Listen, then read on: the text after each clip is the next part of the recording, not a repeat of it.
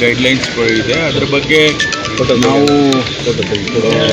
ಸುಮಾರು ಚರ್ಚೆಗಳನ್ನು ಮಾಡಿದ್ದೇವೆ.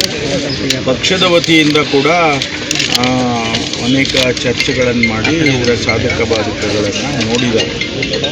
ಎಲ್ಲಿ ಮ್ಯಾನಿಪ್ಯುಲೇಟ್ ಮಾಡೋದಕ್ಕೆ ಸಾಧ್ಯತೆ ಇದೆ ಅದಕ್ಕೆ ಎಚ್ಚರ ವಹಿಸಬೇಕು ಅಂತೇಳಿ ನಮ್ಮ ಪಕ್ಷದ ಕಾರ್ಯಕರ್ತರಿಗೆ, ನಮ್ಮ BLAಗಳಿಗೆ ಎಲ್ಲ ಸೂಚನೆಯನ್ನು ಕೊಟ್ಟಿದ್ದೇವೆ.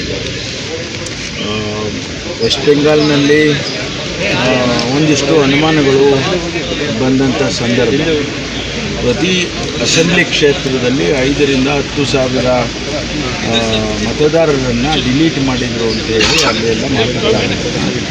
ಕರ್ನಾಟಕದಲ್ಲಿ ಆ ರೀತಿ ಆಗಬಾರ್ದು ಅಂತೇಳಿ ನಾವು ಎಚ್ಚರ ವಹಿಸಬೇಕು ಅಂತೇಳಿ ಇಡೀ ನಮ್ಮ ರಾಜ್ಯದಲ್ಲಿ ಎಚ್ಚರಿಕೆಯಿಂದ ಇರಬೇಕು ಅಂತೇಳಿ ಪಕ್ಷದ ವತಿಯಿಂದ ಸೂಚನೆಗಳನ್ನು ಕೊಟ್ಟಿದ್ದಾರೆ.